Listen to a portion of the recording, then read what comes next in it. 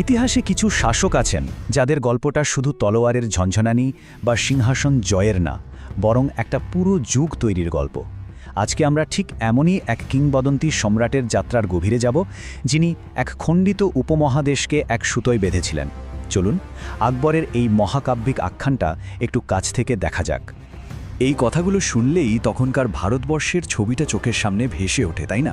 একটা এমন সময়ে যখন ছোট ছোট রাজ্যগুলো একে অপরের সাথে অবিরাম লড়ছে, আর এমনই এক বিশৃঙ্খল পৃথিবীতে জন্ম হয়েছিল এমন একজনের, যিনি ভারতের ইতিহাসকে চিরদিনের জন্য বদলে দেওয়ার ক্ষমতা রাখতেন। আকবরের জীবনের শুরুটা কিন্তু কোনো রাজকীয় জাঁকজমকে হয়নি, বরং ঠিক তার উল্টো, চরম সংকট আর অনিশ্চয়তার মধ্যে। তার জন্মই হয়েছিল নির্বাসনে, যখন তার বাবা মোগল সম্রাট হুমায়ুন নিজের সবকিছু হারিয়ে পালিয়ে বেড়াচ্ছিলেন। ভাবুন একবার, সালটা 1539, চৌসার যুদ্ধ।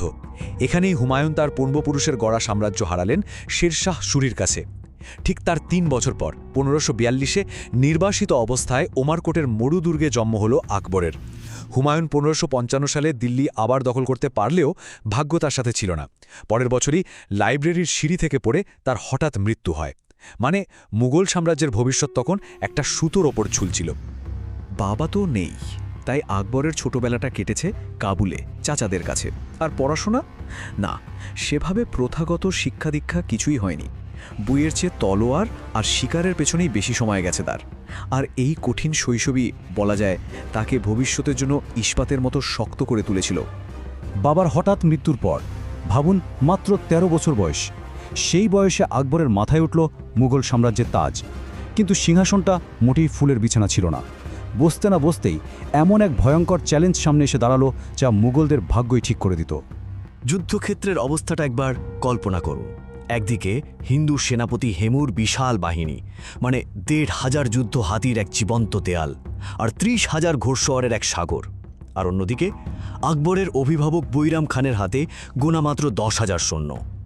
সংখ্যায় এই আকাশ পাতাল তফাতটাই যেন বলে দিচ্ছিল কি হতে চলেছে। এই একটা যুদ্ধই ঠিক করে দিত ভারতে মুঘলদের নাম থাকবে নাকি মুছে যাবে।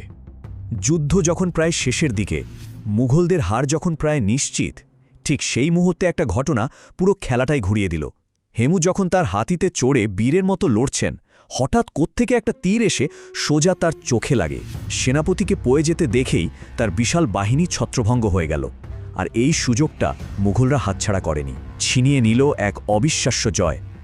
সালটা ছিল 1556, মনে রাখবেন এই বছরটা।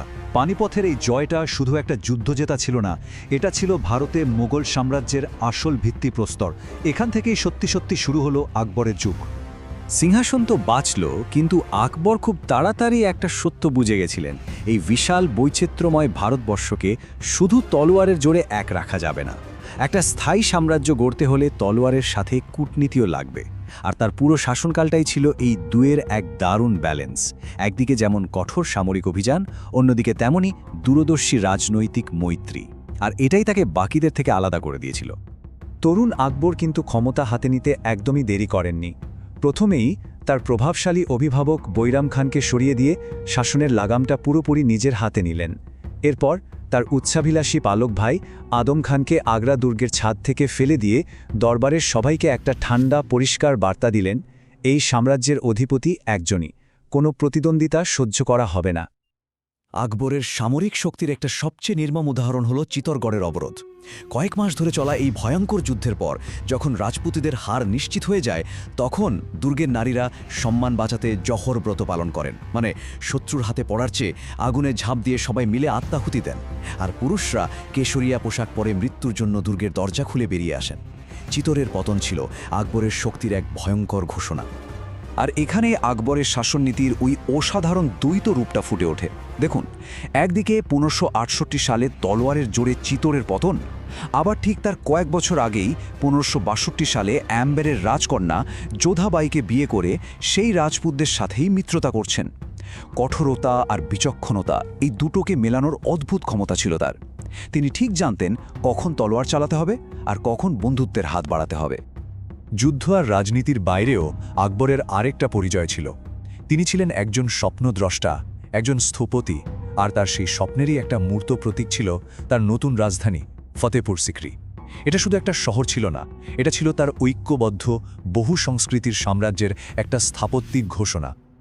কথিত আছে সুফি সাধক সেলিম চিশতির আশীর্বাদে পুত্র সন্তান লাভ করার পর আকবর তার প্রতি কৃতজ্ঞতা জানাতে সিক্রি গ্রামে এক নতুন রাজধানী তৈরি করেন। নাম দেন ফতেপুর সিক্রি, মানে বিজয়ের শহর। এই শহরটাই হয়ে উঠেছিল তার প্রশাসনিক আর সাংস্কৃতিক ভাবনার কেন্দ্র।